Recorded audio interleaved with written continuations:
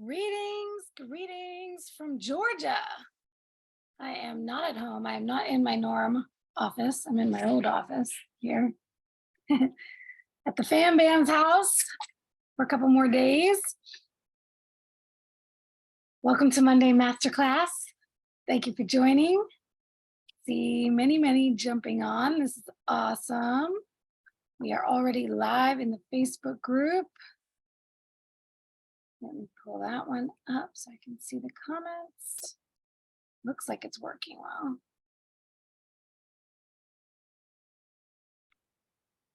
There we go. Okay, cool. Shout out to the ladies who answered my question, asking questions or asking for topics, because I was drawing a blank this week. So you guys came up with some awesome stuff. I think I'm going to start doing that more often, just asking you what's on your mind this week. And then we can just always have a running list of things. I'll never run out of topics. So big shout out to my three ladies who brought up these three topics that I decided to just stick them all in one, because these are like probably the three big hot topics I hear the most from women in our space, our low carb space, who have come to the low carb space usually for more than just body composition. Sometimes it's body composition that starts, and then sometimes the health stuff shows up later. Sometimes it's for the health stuff first, and then the body composition becomes a goal later. But most of us are here doing both at the same time. We are working on our health and fitness journey at the same time.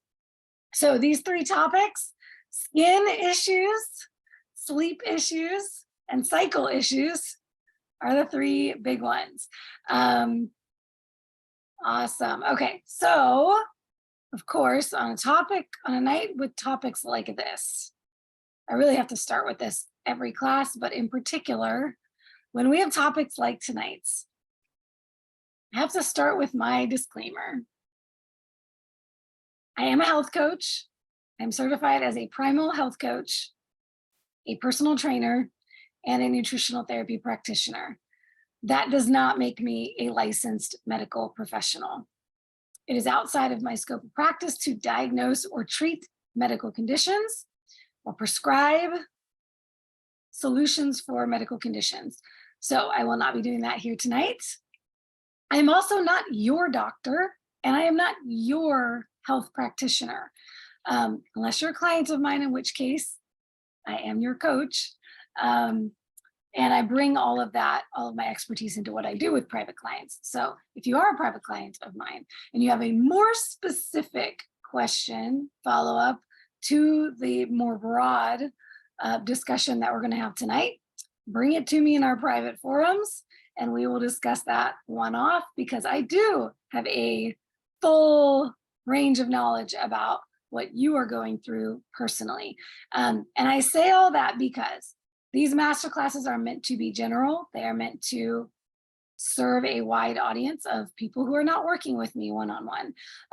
And most of the time, I'm not going to be able to give specific advice, and I cannot legally give specific health advice to those who are not under my care. So with all that said, I will speak from my scope of knowledge, expertise, and experience with myself and my clients, primarily focusing this class on what you can do that is within your own control to positively impact your health on the topics of discussion tonight. Now, that being said, the single best thing that you can do, and I've been harping on this a lot lately, and I will continue to do so, this is a drum I will continue to beat, is that the best thing you can do for your own health and fitness journey is to, like I always say, be the CEO of your body, is to research and find a team of health professionals that you trust that will work alongside with you in your quest for optimal wellness. Not Googling answers and following advice from influencers, YouTubers, or discussion boards online.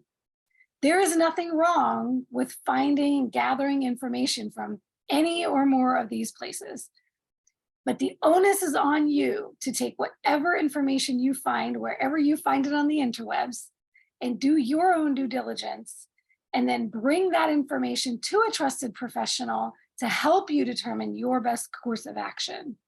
So I say all this because I'm grateful that I figured this out while I was still young, in my mid to late 30s. But I did not figure it out, and I was in a pretty rough spot, and I was in a much, much worse health in my 20s than I am now at 40. And that is because in my 20s, I was too busy to research doctors, to do anything more than the bare minimum of my employer gave me these doctors on my healthcare list based on my insurance, and I go to them and I do the least I can. For many years, I didn't even do that. I didn't go to my doctor's appointments. I was too busy working. And I can tell you where that got me. Very sick, burnt out, exhausted, and in a very, very bad place before my 30th birthday. So wherever you are in life, if you have never taken that time, that is the single best decision you can make, is to spend the kind of time you would spend researching a new car, a new home, a school for your child, a doctor for your child. All the things that we do, that we spend hours and hours of research doing, the more important thing is researching and finding a team of professionals for your specific health, medical issues that will listen to you and work with you. That is my big platform right now. So, or my soapbox, so to speak. And I am putting together a list of referral, like a referral network. I don't get paid by any of them. I never would take money from medical professionals to promote them. But like my doctor, I've been giving referrals to my clients to the doctor that I see for functional medicine, who is virtual, because I know a lot of people just don't have any clue where to even begin to find those kind of professionals. So I will share those references more widely. Once I get them all organized, I will put them up on my website so anybody can find them, and at least know that they're people that I trust. And so and that's a great place to start. Go to people you already trust and then ask them for referrals to people that they trust. It's a great place to start there. Okay, let me jump off that bandwagon and dive into the actual topics of the night. So for those who are new here, hi, my name is Natalie. I am the Keto Bikini Pro. You're mainly here for all of my tips and pro tips and tricks for how to get the body you want to live in. But alongside that, I never ever promote anything to do for your body that will not also benefit your health. So that's what we're here to do tonight. We're talking skin, we're talking sleep, and we're talking cycles. So let's dive in with skin first. The question that prompted this discussion was from Pam. Thank you, Pam.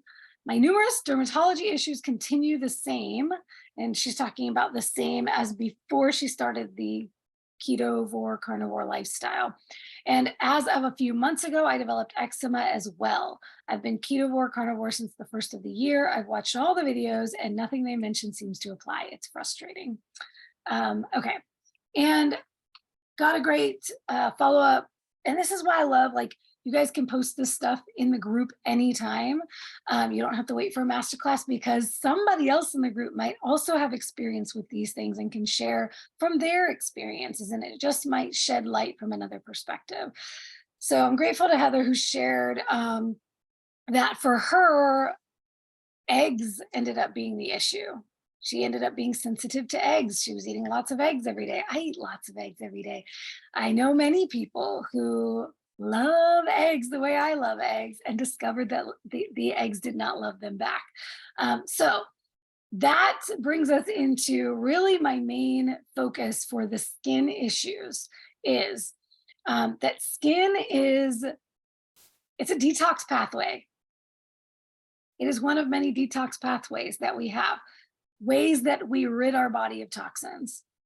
So sweating through the skin is one of the ways that we release toxins. So in considering it from that perspective, most of the time, skin issues are going to be related to inflammation of some sort. things that you are exposed to either through the skin or through your diet, through your environment, that are causing inflammatory reactions on the surface of your skin. This can be rashes, this can be eczema, this can be psoriasis, this can be so many different skin issues. It can be hormonal acne, and that's another one I'm going to mention, which is the hormonal imbalance, which could be at play for skin issues. So depending on the very large myriad of skin issues that we could be talking about here, in general, like I said, I'm going to focus on what can you do, right? Not topical hacks or medications or supplements that are going to help, but what can you do? So considering what you have control over, the first and the best kind of defense is your diet. So she says she's newish to keto carnivore as of the beginning of this year. So, we're talking almost a full year now. Many times I see in this space that the healing takes time. If you already come into keto carnivore, which most of us did, with a condition that we are hoping that it will help us heal. I talked about this in a previous masterclass, and I will cite that one in the notes on this one in the YouTube description.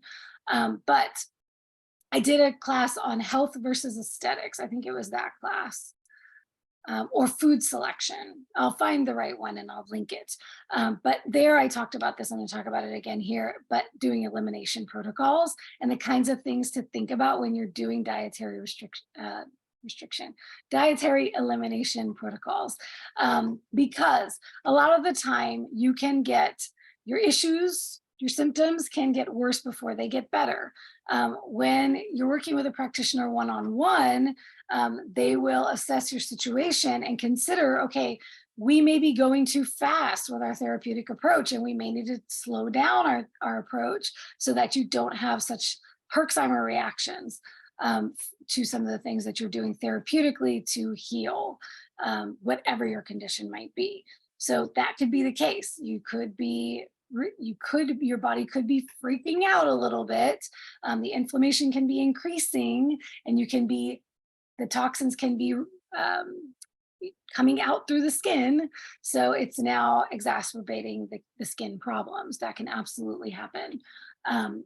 Another thing that happens when we do any dietary change at all, whatever it might be, is that it's a stressor to the body. It's putting added stress on the body. So if you're already coming in, right, we're all coming in saying, all right, I want to heal this thing, but now we make this drastic change in our diet.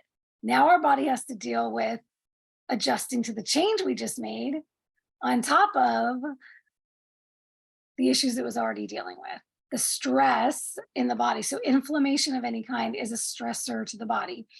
Even the good stress, like stressing our body with exercise. It's all stressors. So our allostatic load, our stress load is increasing. So it can get worse before it gets better. That's something that could happen. A lot of the time, you'll hear in the discussion boards, particularly in the carnivore groups, give it more time to heal, give it more time to heal. It will heal eventually. You're healing. I hear that all the time. That may be true, but there also may be things you could do to lessen those effects in the meantime. And this is why, once again, I always bring everything back to it's really, really worth working with someone one-on-one, because there are so many variables that can impact these things. And all right, so okay, let me not beat that dead horse, because maybe you're not working with someone yet. But here's the key, and this is going to be the key in everything, each one of these 3 topics tonight. The most important thing you can do: journal. Have a diary, a symptom diary of whatever you're going through, whether it's gut health, hormonal health, your cycle, your skin, your sleep, or something else entirely. Keep a symptom journal. Keep a food journal. Start to try to make some connections, because the thing that's going to happen when you do go to a practitioner, they're going to have more questions than answers for you at the beginning. Any coach, health coach, practitioner, doctor is going to ask a boatload of questions. And if you are not prepared with the answers to those questions, then it's going to impact the help that you can get. So that was another big mistake I made in my silly young 20s. I would go to a doctor with an issue and I had no information to give the doctor. How are they supposed to help me? I'm giving you nothing and I'm asking you to come up with miracles for me. So of course, all they had for me was pharmaceuticals. So sometimes we do have to take some responsibility for, well, what am I giving my doctor?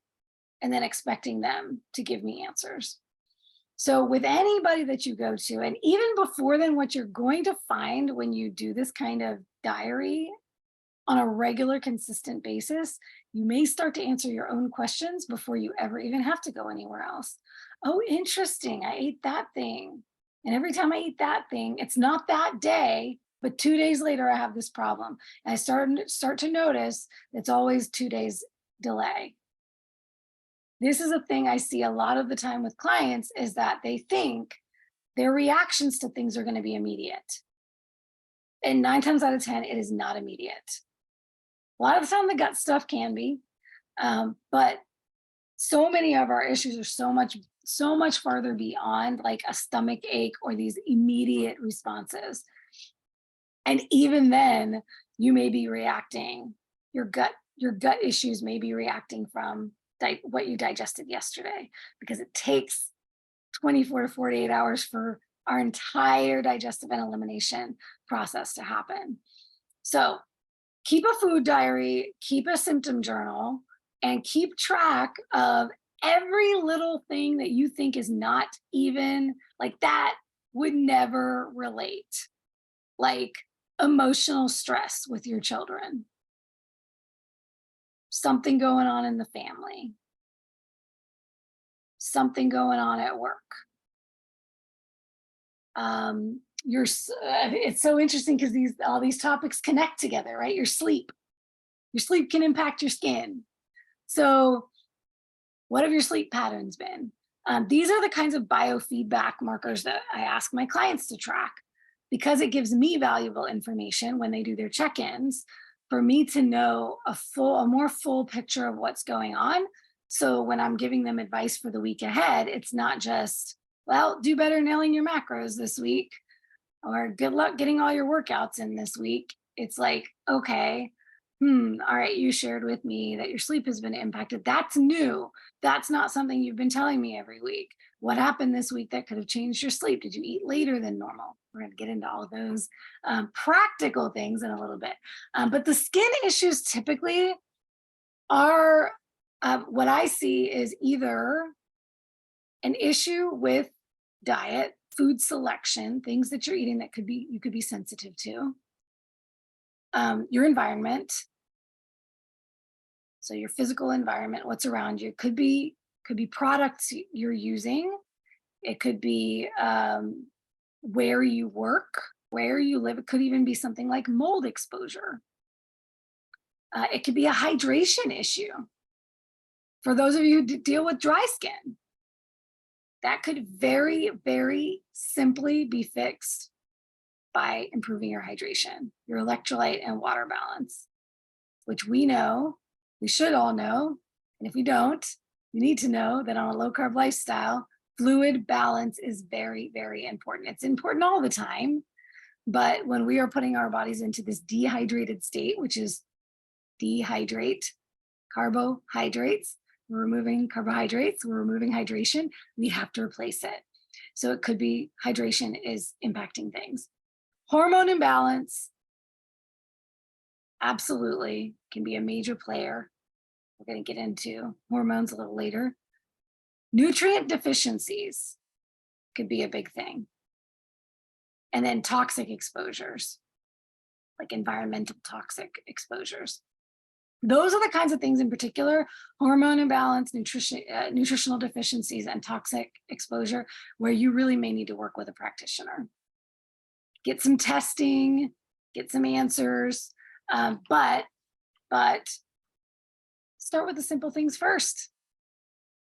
If there's low-hanging fruit, I always say, let's deal with the low-hanging fruit first. if you're consuming something that could be inflammatory to your system, start with an elimination protocol. And that can be as simple as, depending on where you're at with ketovore, carnivore, you may already have eliminated a lot of things. Ironically enough, right under that question, I got a question about going dairy-free. Teresa asked, she said, I'm new to dairy-free.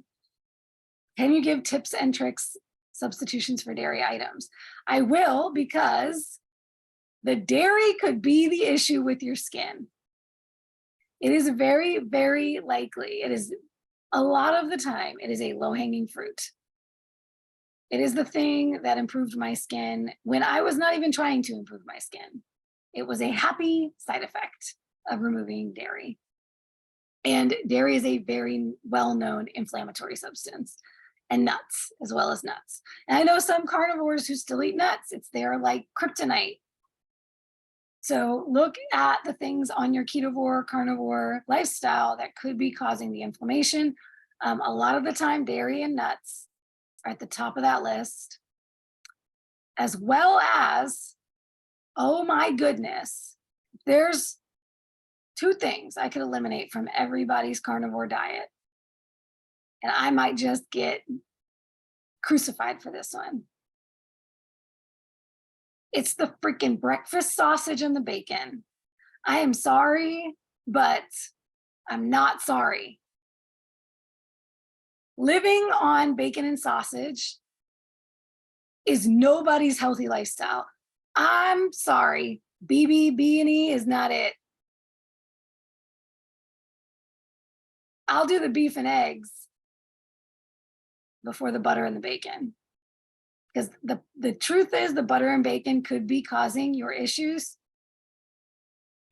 And it's not a part of an elimination diet I would encourage. So highly processed meats. Y'all, the reason why red meat has been villainized is because the studies that are done on highly processed red meats, as well as usually confounded by the standard American diet. Let's not even go there. But if they were to use all fresh, real meats that are not super processed, like our cured pepperoni, salami, bacon, sausage, all that junk, it's junk. And I don't believe it should be a daily part of anybody's daily diet. You want to do it on the weekends? Cool. Every other day? Sure. If you're having inflammatory issues, and hint, hint, all health issues are inflammatory issues, because inflammation is the root of every single health condition. So if you're dealing with any health condition, inflammation is underneath all that.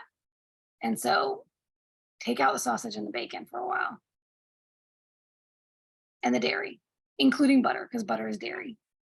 And I can almost guarantee you will see benefits. Okay. So let me answer Teresa's question about the dairy. Tips and tricks, solutions for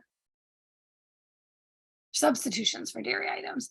It's so funny because it's one of those things that I've done for over 12 years now, and I just don't even think about it. And so I'm glad people ask, because I forget.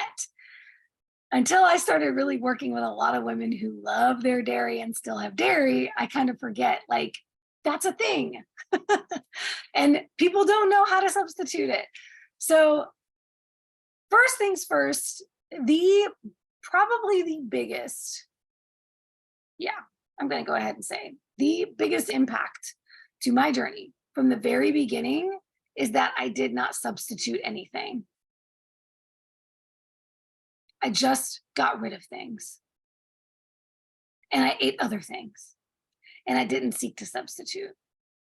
I look back now and I'm so grateful that I did it that way, because I learned to embrace things that I was not comfortable and familiar with. And then I learned to enjoy them, and my whole life changed. And I wasn't attached to those things that I once loved. Funny story, I actually recently shared this revelation I had with my mother because I came here and I thought about the fact that for years I didn't eat scrambled eggs. Not because I didn't love eggs. I just always cooked my eggs over easy or fried eggs, sunny side up, because I didn't eat dairy. So I took out the cream, I took out the milk that I used to put in my scrambled eggs, I took out the cheese that I used to put in my scrambled eggs, and I didn't like scrambled eggs without milk and cheese. So I just didn't eat scrambled eggs. Now, literally a couple of months ago, something crossed my mind to say, hey, I've never considered putting coconut milk in my eggs. It's a milk substitute. Why would I never have even thought of putting a different kind of milk into my eggs instead of dairy milk? It never crossed my mind all those years. And now I eat scrambled eggs every single day. And I'm a happier person because of it. So I'm not saying there's anything wrong with substitutions, but kind of the cool thing was when I embraced this lifestyle, it was for health reasons, and it was just about eliminating. And I wasn't emotionally attached to the food because all I cared about was healing. And I cared more about healing than I cared about keeping all my favorite foods around. So I just let things go. And then look at that. Like naturally they can come back in when, hey, what if I just tried this a different way? So I say all that to also say coconut milk, and I mean the real coconut milk, not the big cartons of coconut milk in the milk section. That's water with some coconut with sometimes a bunch of other crap and gums and fillers put in there. The canned coconut milk, you find it in the inner aisles. Usually you'll find it, sometimes it's called culinary coconut milk because it's made for cooking. You will, if you can't find it anywhere else, you will find it in the ethnic food aisle. Go to where the Asian foods are, the Latina foods are, the, oh gosh, what else? Those are usually the ones. Goya makes it, but I usually opt for my Sprouts, local Sprouts brand or Trader Joe's. Both have a really good clean versions. Sometimes you're gonna find it with guar gum or something in it. But sometimes you can find it with just coconut milk and water. They come in 3 different kinds. They'll come in the regular coconut milk, which is the full fat coconut milk. That's gonna be higher fat, and sometimes it brings with it some carbs. The light is like very little fat, and has some carbs as well. And then the coconut cream, when you can find that, that's the kind you want to use for baking. When you're doing like whipped cream, you want to replace whipped cream or do like desserts. The coconut cream is just the cream part without all of the water, the coconut water. So that's going to have the least amount of carbs and probably a lot more fat. But any of those, depending on what your fat macro is, how much fat you're working with, are a great substitution for creamer in coffee, for adding milk or cream to recipes. You can make curries with that. It's really good to make curries with. Let's see, we got a lot of comments going on in the chat. Let's see.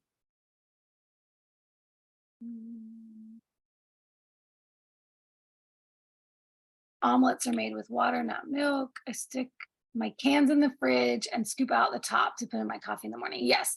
And that's something you can do with any of them. Put it in the refrigerator and then the cream will separate.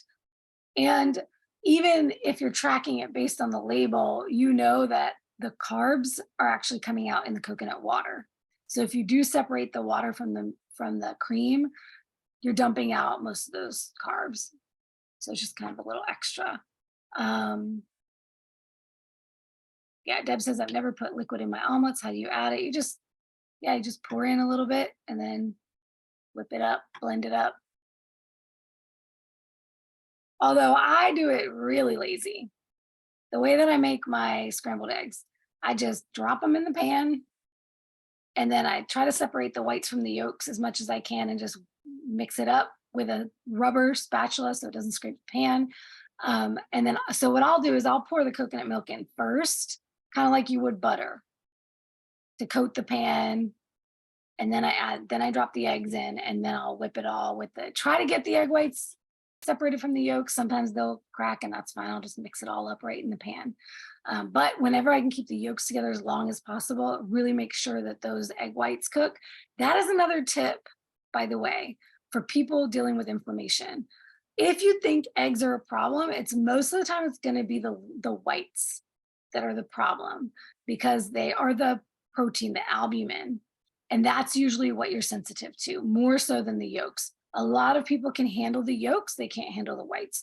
So if you think you're sensitive to eggs, for one, if you have been living on a lot of egg whites by themselves, cook the whole egg because it's going to, 9 times out of 10, you're not going to have the same issues with whole eggs that you have with just egg whites. But even when you're cooking the whole eggs, make sure you cook the whites fully through because that's going to help cut down on sensitivities. If you have any of that raw white, that could be causing issues. So my autoimmune people and anybody else dealing with inflammatory conditions. Tona was asking about pork belly. Yeah, I would put that probably a step up from like the bacon and the cured meats for sure.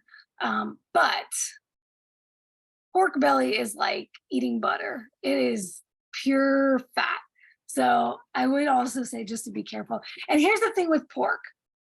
In general, pork is one of the most difficult meats to get clean. Some people care more about grass-fed, pasture-raised, all of that, than others do. And I understand there's budgetary constraints.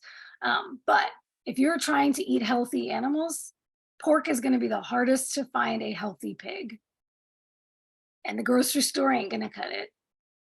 So I kind of have a rule that I try to only ever eat pork from Butcher Box. Or, if I ever go with a different company that I know sources their animals well, I don't play around with my pork. I don't go to the grocery store and buy pork of any kind. I haven't seen pastured pork in the grocery stores. I've only ever been able to buy it from Butcher Box or other companies like that. So that's kind of my thing on the pork products. Pork has different nutrients, however, from beef.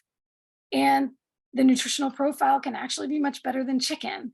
So I'm not saying not to eat pork, but we do have to be more careful. Yes, Tony says she buys her from a local butcher, a small butcher. Love it, even better. If you know your butcher and you can ask the questions, what do they feed it? Even better. Yeah, big fan of that. But most of the time, pigs are the ones out of all of the animals that are going to be fed the corn and the whatever slop that they give the pigs. So that's a concern as well. That and when I find people are having a really hard time with their body composition goals, it's usually because they're way overdoing the fat. And a lot of the time, pork belly is one of those things that they're eating a lot of. That if I see that in their food logs, I'm gonna be like, there you go. That's the issue. Like, great as a little garnish, but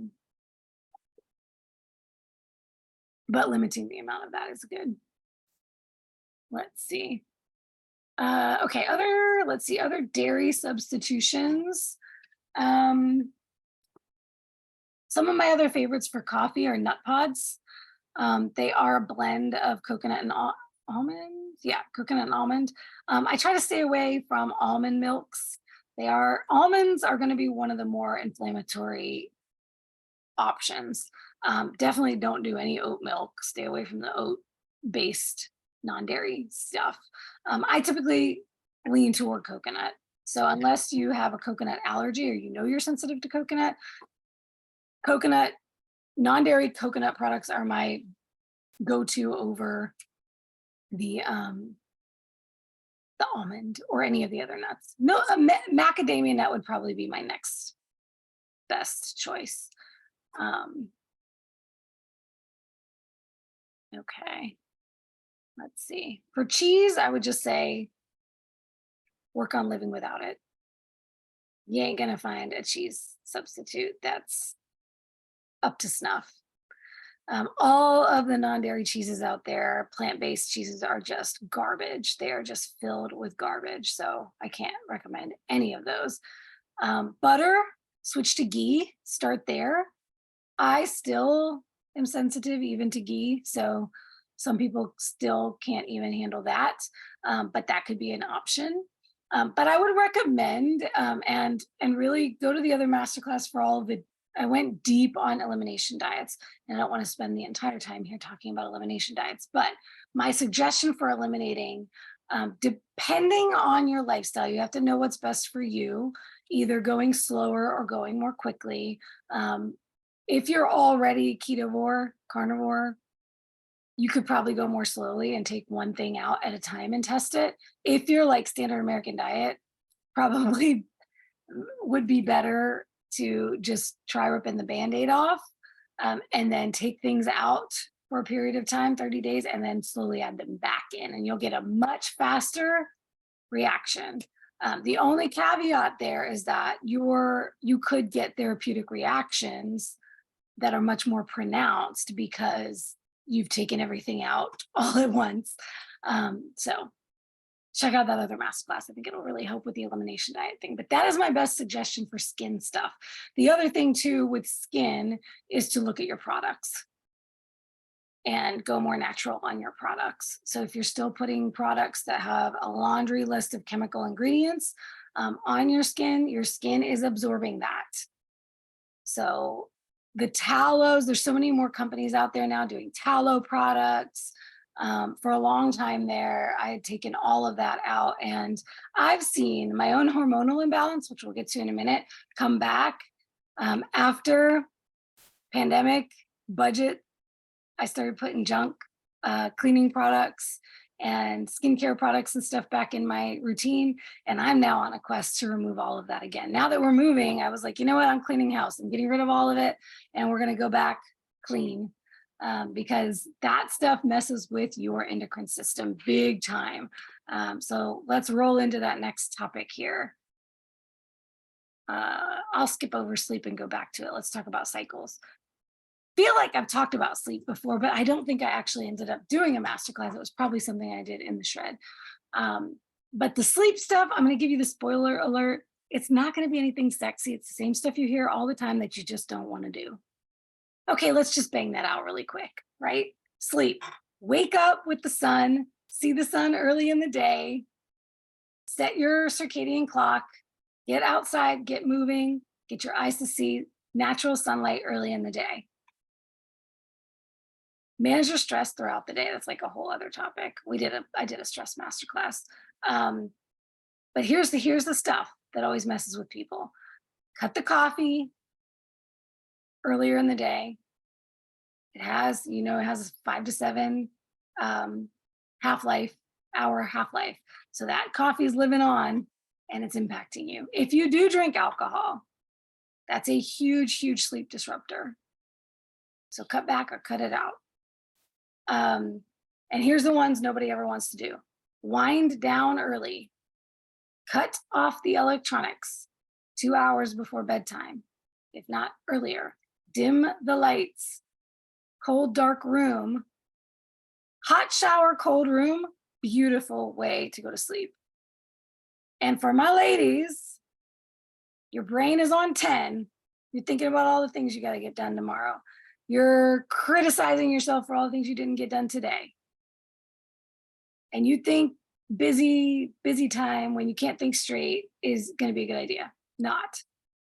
Keep a little notebook by your bedside, and all those floating thoughts, write it down, get it out. It's there. It'll be there for you tomorrow. Put the phone on the other side of the room. Don't take it to bed with you. If you have a sleep partner, get some cuddles. That oxytocin will do wonders for you. And take your butt to bed, close your eyes. We could talk about supplements, magnesium, all the other things. Hydration, once again, timing your hydration so that you're not drinking a whole lot right before bed. You may even want to try a salt shot at night or an electrolyte shot at night before bed. If you're one of those that wake up to pee in the middle of the night, that's what's disrupting your sleep. It could be a hydration issue. And I have a whole hydration masterclass you can check out for more about electrolytes. Whitney wins the prize for answering or responding about some of the things she noticed about how certain foods affect her sleep and her body. It's amazing how detailed she was able to get with recognizing those things. And this is what I mean when I say keep these symptom journals, right? What's going on with your bedtime? What time did you eat dinner? How large was your dinner? Look at your meal timing. When did you work out?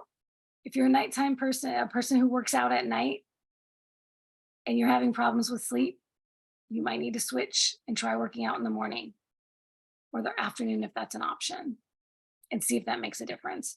These things impact everybody differently. Some people need to eat closer to bedtime or they can't stay asleep. And that could be a blood sugar control issue.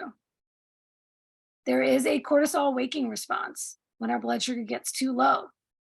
So if you're having issues balancing your blood sugar, which many people are when they first come to this lifestyle, you could be waking up in the middle of the night because your blood sugar has dropped and your body tells you to wake up. So, and if you wear a CGM, you'll know because that damn thing is going to go off in the middle of the night and wake you up. The pain in the butt. And it may be worth getting a CGM and trying that out to see if that's your issue. Because it could be that or it could be something else. But that's something that you may want to play with, is looking at, what time of eating, trying different things. Try an hour before bedtime, try 3 hours before bedtime. Find that what's going to work for you best. Some people find that eating a fattier meal at night, saving their fats and having it at the end of the day helps them sleep.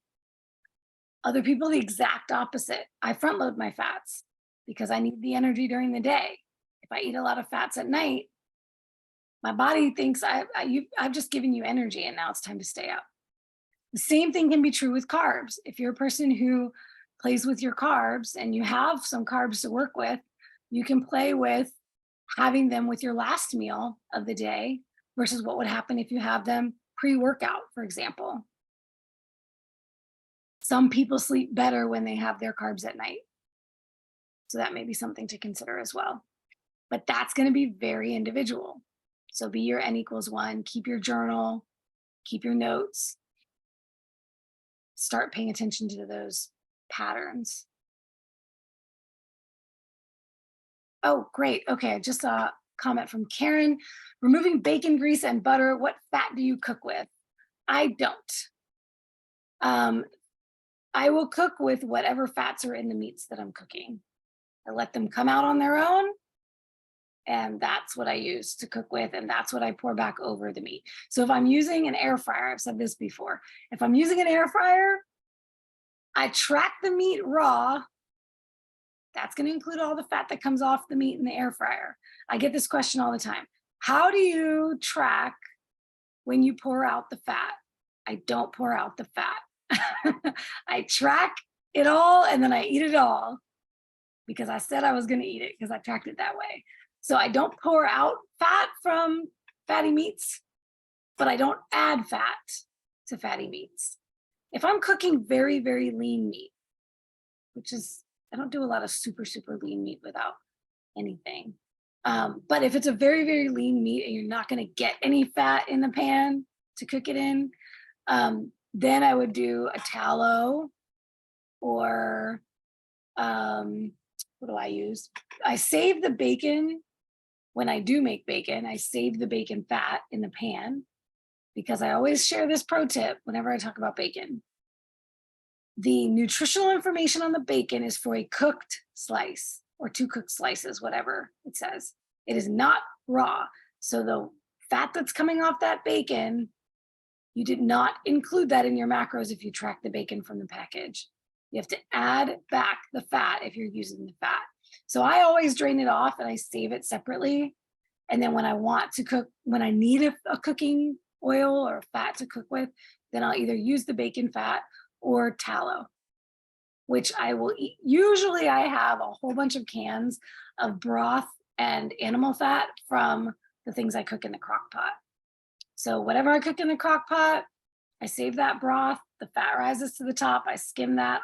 Once it gets cold, I pull off that block of fat at the top, and then I save that separately. So I always have some kind of rendered animal fat ready to use, and I always have the broth.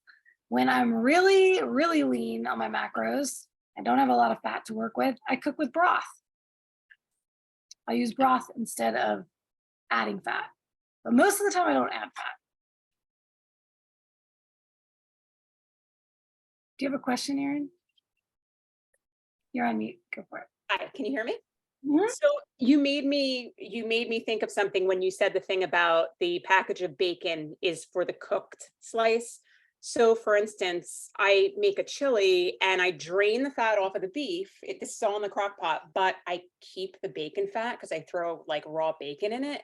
So now I'm like thinking, wow, like my macros are like way off. Or do you think that that beef fat is balancing out that I remove for the bacon that I add? Like now I'm like, my mind is going crazy here. Wait, okay, tell me what you do again. So I brown the beef first, the ground beef, and then I pour off that fat so that I don't have like a super crazy fatty batch of chili in my crock pot. But then I throw raw bacon into the crock pot to give it flavor.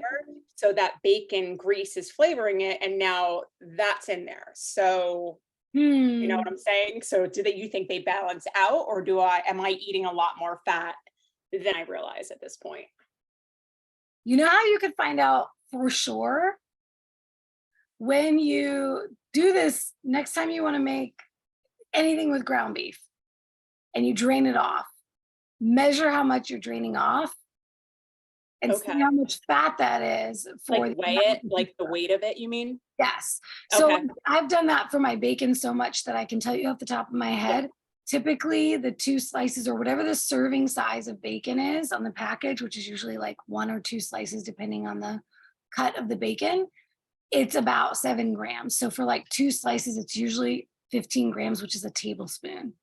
So Okay. for each serving of bacon, usually I get a tablespoon of bacon fat. Once you do that once with your preferred brand that you buy, you'll always know. So I recommend doing that with your bacon and do it with your beef.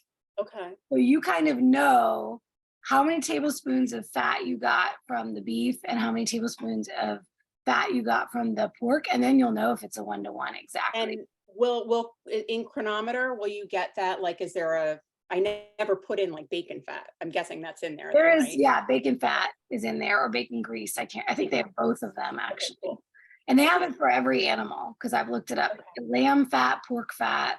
Like when I'm cooking, let's say pork loin, um, or pork butt, Okay. and then I take that broth out and I take that fat off, I track that as pork fat versus bacon grease. Okay.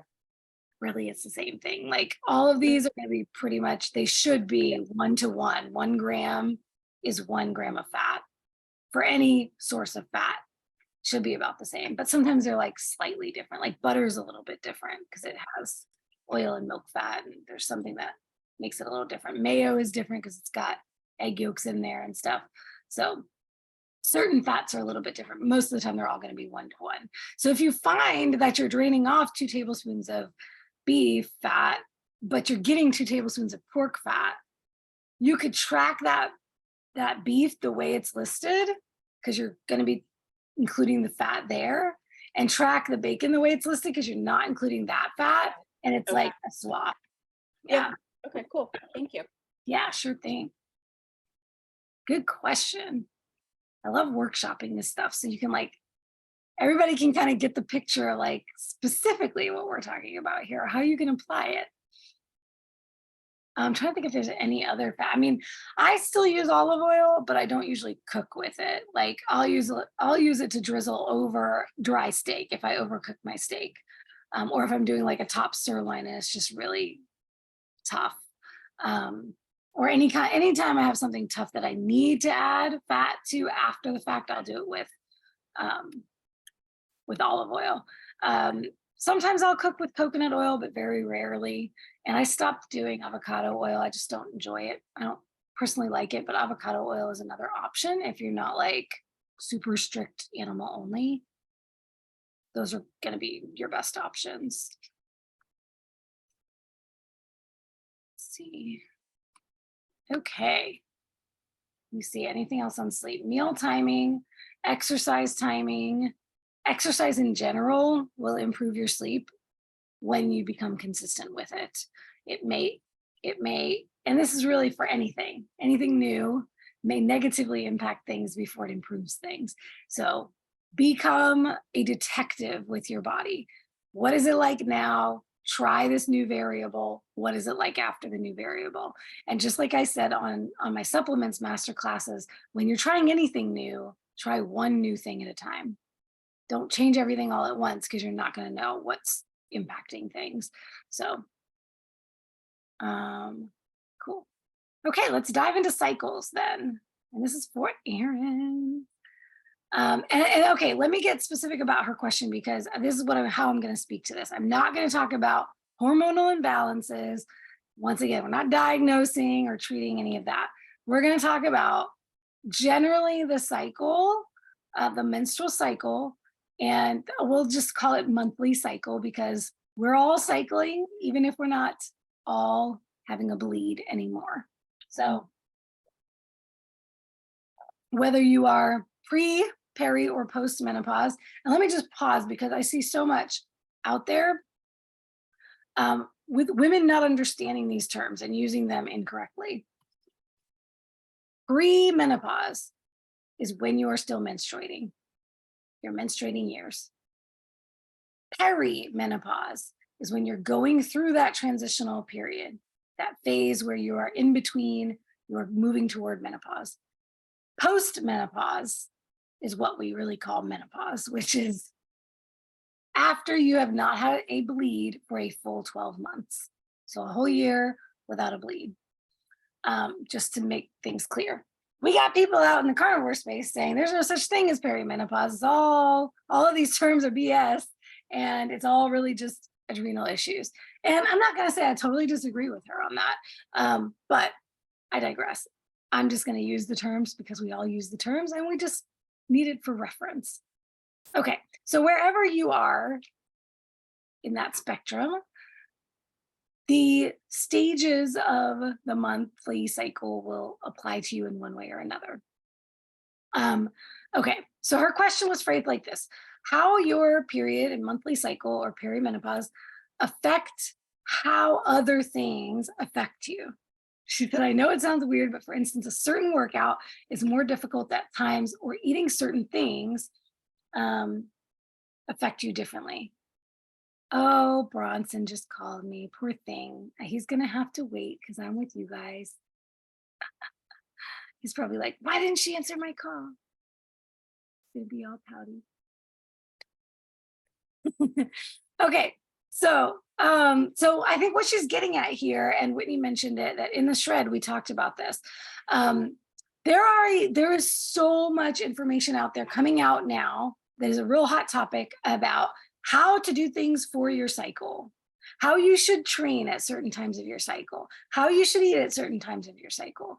Women should not fast during this time and should fast during this other time, and should be keto at this time and shouldn't be keto at that time, and shouldn't work hard in the gym during this time of your month. So I'm glad you asked the question because I addressed it in the shred and I want to address it more publicly. First and foremost, the most important thing to recognize is that, and I am going to talk about the typical things you may see at certain times in your cycle.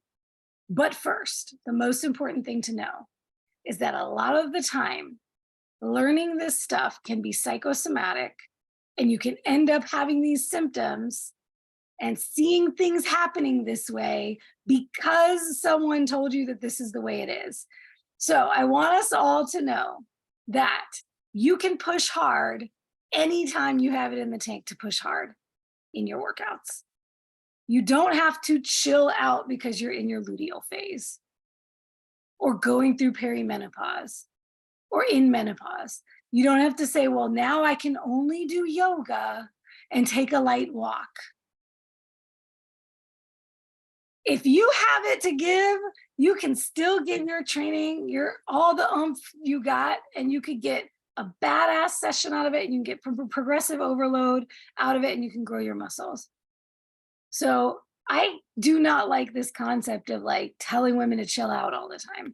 Now, if you're running and doing marathons and marathon training and triathlons and all of that, and doing a ton of cardio and doing these hour-long HIIT classes at your gym 6 days a week, and you're going through perimenopause, I'm going to tell you to chill out and sit down somewhere. But I'm also going to tell you to go lift weights instead. So I think a lot of the time it gets confounded out there that hard work is what we were taught early on, which is like cardio, all this intense cardio. And that should not be confused with strength training. So when you do need to chill out, don't do the hardcore cardio. Don't do the hardcore cardio anyway, but very, very minimally.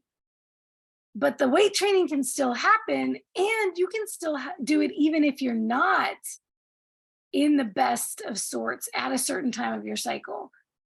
I train the same, meaning I train following my training program, no matter what stage of my cycle I'm in.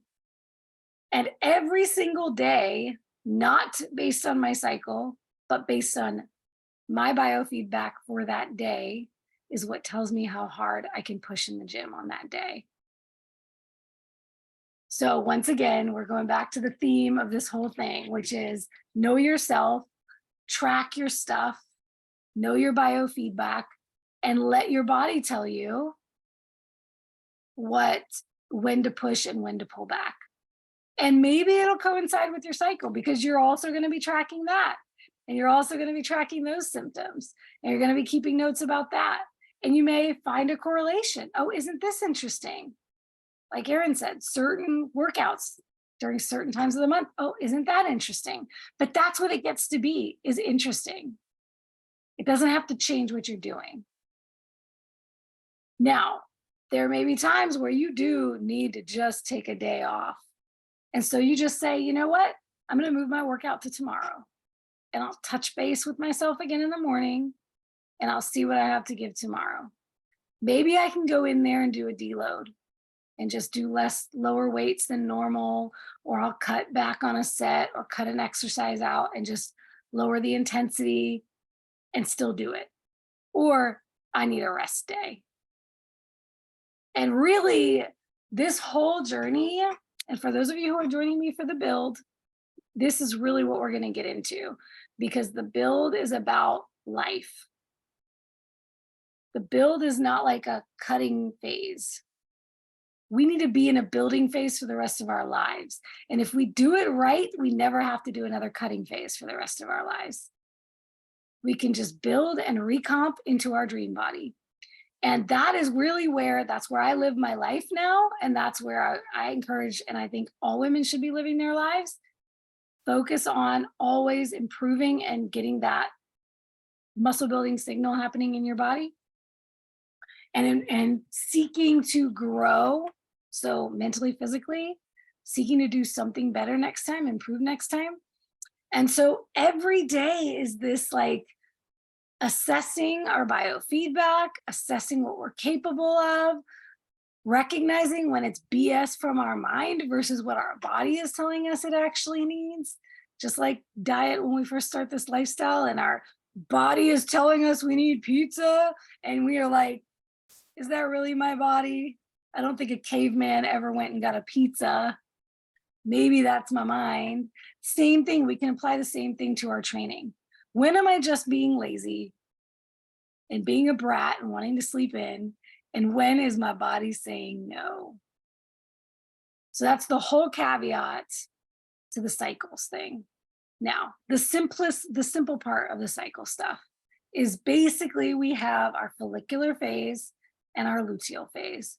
They are separated by our ovulation, or you could call it the ovulatory phase, but it's like a day or two or three. So we have the first half of our cycle from our bleed to ovulation, 2 weeks in a perfect world. I don't know how many of us have a perfect 28-day cycle or how long in our lives we ever had a perfect 28-day cycle. I certainly don't. But let's just say in that perfect world, 28-day cycle, the first 14 days or so is your follicular phase. This is the phase where they say you can go hard, you can fast, go super low carb, kill it in the gym. Isn't it interesting, ladies? This is including the 7 days of our bleed. This is when we have the strength of the gods. For some women, they have really, really bad bleeds. Incredibly heavy, painful. Do you think those women are going to have it to give on those days? Sometimes, maybe, maybe not. This is why I say knowing ourselves individually is so much more important than what they say, right? It may take the first couple days of the bleed for you to get through that really tough time, and then you got it to give. Or you may have it like crazy on the first couple days of your bleed, and then you're bleeding heavy, and now you're losing iron, and now you're in a position where you don't have it anymore. So it can be very, very different for different women. So for first 14 days follicular, then we ovulate in a perfect world on like day 15. And then the next 14 days is our luteal phase. And particularly that fourth week, the week before the bleed, that's the one where they say, you're going to be a weakling, you're going to be tired, you're going to crave carbs. And this is where I see some of these ladies who unfortunately have medical licenses telling you to eat carbs because that's what your body wants. The interesting thing about this is that our bodies become more insulin resistant during that time. And that is when we're being told to eat carbs. Isn't that interesting? So if we're listening to the cravings and listening to these experts out there telling us to eat carbs because we're craving them during that time, and that we're craving them because our body needs them, and we're more insulin resistant during that time, and we cannot shuttle the glucose properly, we could see added body fat, weight gain during that time, not just water weight from being bloated and carrying some excess water during that time of our cycle, which is also very normal, but it'll stay. So for my ladies who notice that you have this pattern happening around your cycle, when you give into the cravings, and then the weight doesn't come off again when you finish your bleed,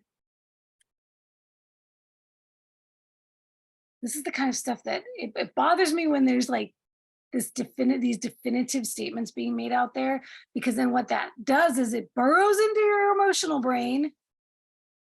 And when you're struggling with the cravings around your cycle, you're like, oh, but this doctor told me online that I'm craving carbs because my body needs them. So that means I should go eat chocolate. Yes, that's the answer. I'm going to go eat chocolate. Right? Like, this is what our brains do. So if your body needs carbs, here's my tip to you. If you want to test that theory, don't test it with chocolate. Don't test it with sugar. Don't test it with all of your trigger foods. Test it with something you couldn't give a flying flip about, like some rice or boiled potato.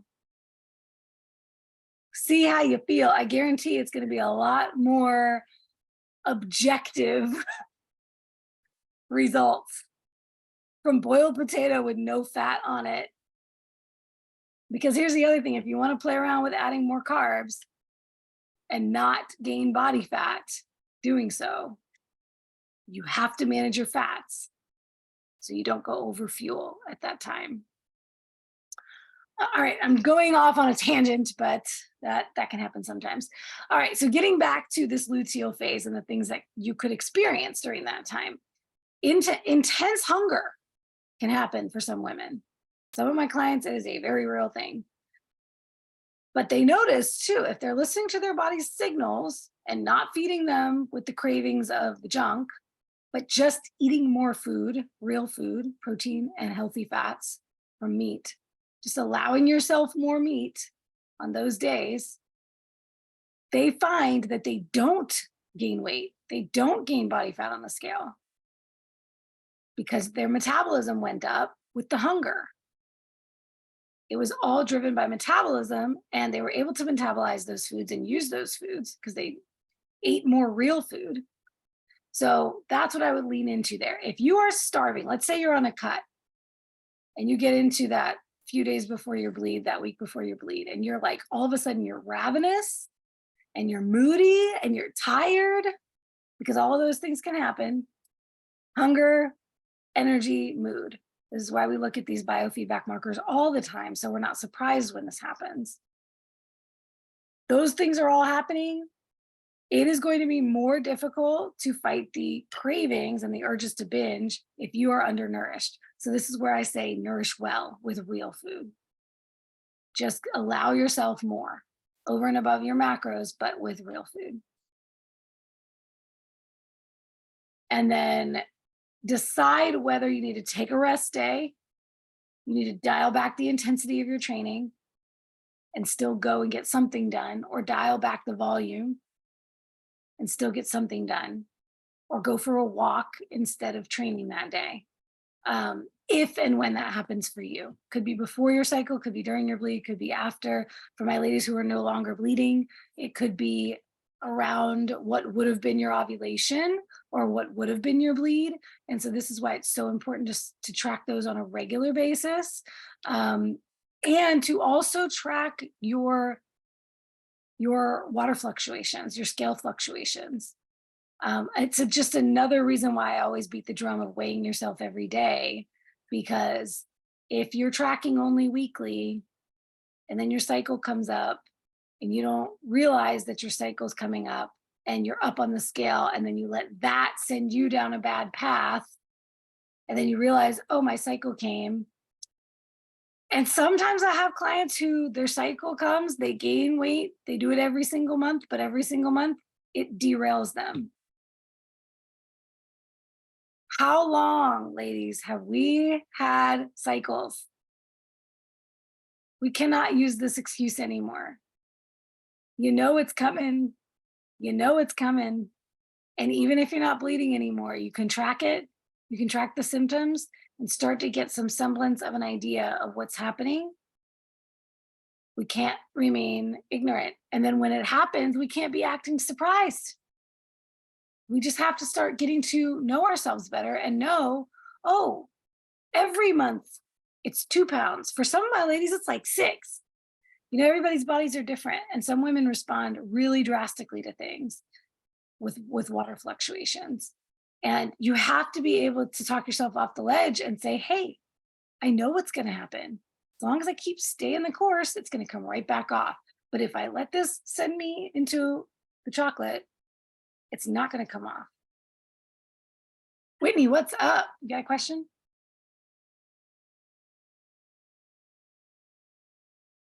There I am. Hey, happy birthday to your sister and mama. Oh, love. Good times for that. And oh my God, you and your sister, for real, twinsies, for real. Holy smoke, you cannot deny that woman. Anyway, no, this like I've hopped on at the very, I'm like only been on for like 3 minutes. So I had to put kids down and all this stuff. And my friend that I told you was going to be hopefully joining, she's listening in and she's like, I'm listening in. She's great. And I'm like, trying to remember. I'm like, just put the kid down and came back in here and hopped on.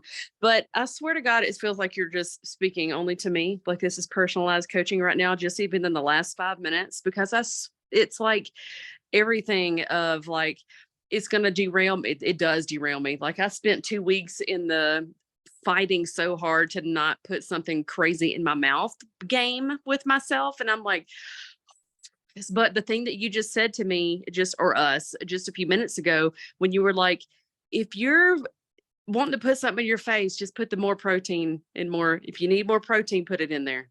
And I'm like, okay, maybe a cheese stick will save my life instead of me having the crackers that my kid had in the pantry because he was sick for 3 weeks. And those crackers were like, hey, Whitney, come over here and eat me. And I'm like, shut the F up. I cannot with you, crackers. Stop talking to me like that. And y'all know, I mean, like I see Aaron laughing because it's true. Like it's for real. It's happened, but so happy to hear you say that, like, just go get some more protein. It just, if it's above your macros, but it's still like proteins and some fats, that's where you need to be. So that might save me this next time, because sister, I have been putting some things in my face these last couple of weeks that I shouldn't have. It's only been a couple few pounds, that I've kind of fluctuated up. It hadn't been like 8 or anything, and that would be insane, but it's been a few. And I've kind of tamed the demon, and I almost want to go buy myself like a page of gold stars. So every time I fight off that damn carb demon or whatever, I put one on my shirt, and I put another one on my shirt. She had stickers. She had little stars. Yes. Yes. I need that, like, for myself, and just be like, look how many times I fought that demon off today. But just hearing you say, because we did have this kind of conversation in the group, in the shred a little bit, because I asked these questions and I was like, oh my God, this is so good. Yes, say it again. But the whole thing of like the more protein and a little more fats above and beyond to keep you sane from not doing the bad things, and you'll probably level out. That's my next time this bitch shows up. Excuse my French, everybody that's listening. Next time she shows up, that's what she's going to get. She's going to get some more meat and some more fat, and that's all she's getting. And I should also add, for those who are not on carnivore, for autoimmune, for health conditions that are keeping you from having any plant matter at all, carbs as well, real food carbs also work. I've been loving the carrots lately. It's like it's my jam all of a sudden. So it's like, real food carbs can also be fit within your macros or go over a little bit. It's not the end of the world. But also, I'm glad you brought that up, because fats, let me just mention fats as it relates to female hormones. Well, proteins are very important for hormones as well. But hormones are actually made from amino acids and from fats, cholesterol. So all of our sex hormones are made from cholesterol. So for those on a cut who have been managing and keeping their fats at a certain level during that time, that week before your bleed, where you are really struggling with the excess hunger, that is a good time to throw in a refeed, and to make it a calculated refeed. So you were saying, you know what, I am going to plan to add 20 grams of fat today. And then when you can plan it that way, and you can say, you know what, I'm going to have a Wagyu burger for dinner, or I'm going to have this particular fatty meat that I don't normally have. I'm going to have the pork belly with breakfast, or whatever it might be. Now you have that really enjoyable, indulgent thing. So you're feeding that psychological and emotional need, or not emotional, but psychological need that's coming up during that time. And you're feeding your hormones with the added fats. And when you do it with that structured way of doing it, you're doing it with real food, you're very less likely, especially when you've been in a cut and you've been on point with your cut, to put on excess body fat from a one-day refeed. The key there is not to let that last your entire bleed. So if you're a 4 to 7 day kind of girl, it doesn't become, now I'm going over my macros for 4 to 7 days with 20 plus grams of fat and extra carbs, and now it's adding up.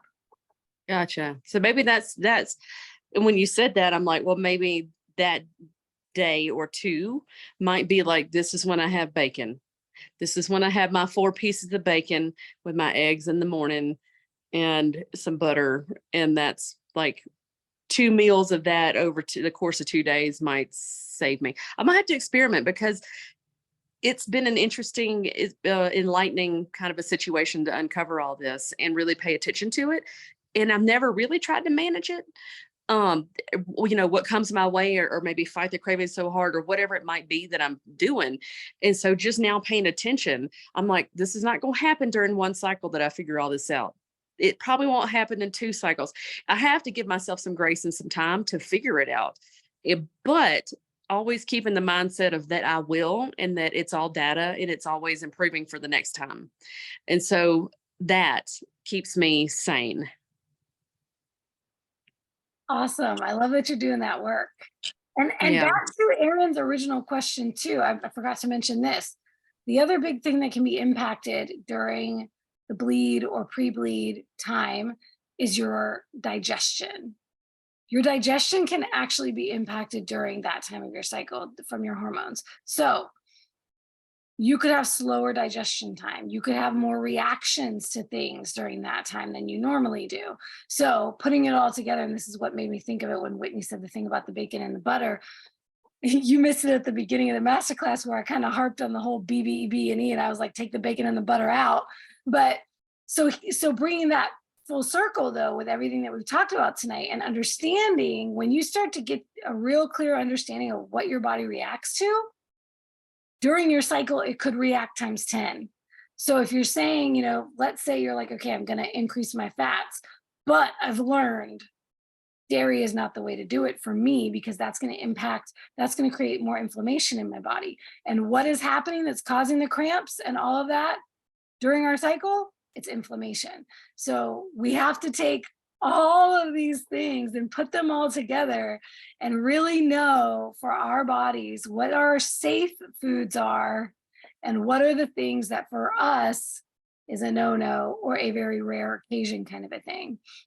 And those rare occasions, we want those to be the occasions where, okay, maybe it's a celebratory event a couple times a year, or something when I'm otherwise doing really well, not when I'm compromised, right? So like, there might be times where I indulge in dairy, but it better not be right before I get on a plane, or, when I'm already feeling like I'm a little under the weather, or during my cycle, or these certain times.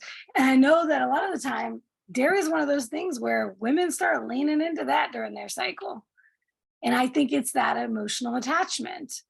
And coupled with the other thing I talked about earlier, which is what you might hear out in the space. Oh, I heard that dairy is good for me, for my hormones. So now it's really just a justification because I really want to eat that yogurt, or I really want to eat that butter, or whatever it might be, or the heavy cream, or whatever I'm attached to.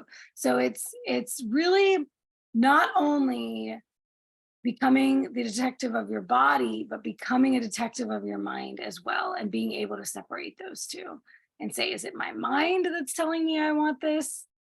Or is this what my body really needs? And what is that based on? So it's nuanced, and it absolutely is a journey. It takes time. But the best time to plant a tree was yesterday, and the next best time is today.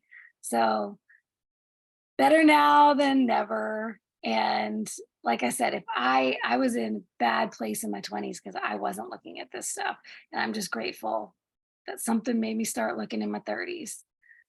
But whoever's watching this, whatever decade of life you're in, whatever phase of life you're in, start now. It's never too late. And for all my mamas, you're impacting your next generation. So they can do better, and they can learn it faster than you did. Let that be a part of your why. I'm sure it already is. All right. I see a lot of people hopping off. It's been quite a ways again, because I got on a soapbox as I do. Thank you to everyone who tuned in tonight. Great to see your faces, those of you on the Zoom. Let's see, we are on the 2-week countdown to the build. So I can't wait to see everybody who's joining us. I'll share more in the group about that this week, and y'all have a wonderful week. Go crush it this week. Drop any other requests you have for topics in the group at any time. I'll keep the running list going. I think next week we're going to talk about carbs. Finding your carb tolerance level. I think this will be really helpful for people joining the build, trying to figure out which diet plan they want to do. You know, should I be carnivore, keto, paleo, low carb? What is the difference? What is the carb level for each of those things? We'll talk about that, and like really how nuanced that topic is for the individual. And I may throw in a little talk about carb cycling as well. But I'm thinking I'll do probably a whole nother carb cycling masterclass after I've had my carb cycling experience, so I can share that with you all. And then in October, we will get into how to prepare for the holidays. Whitney, thank you for that idea. All right, y'all, have a wonderful week. Have a great night, and I will catch y'all later.